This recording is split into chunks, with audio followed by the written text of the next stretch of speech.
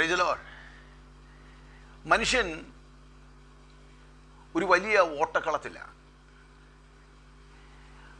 അവൻ്റെ ലക്ഷ്യം പ്രാപിക്കുവാൻ, ലക്ഷ്യത്തിലെത്തുവാനുള്ള ഒരു വലിയ ദൗത്യത്തിലാണ്.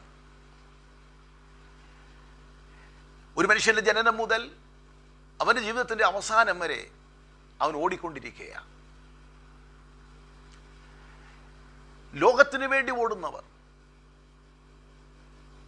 ദൈവത്തിന് വേണ്ടി ഓടുന്നവർ. ഇന്ന് പകൽ ചിന്തിക്കണേ.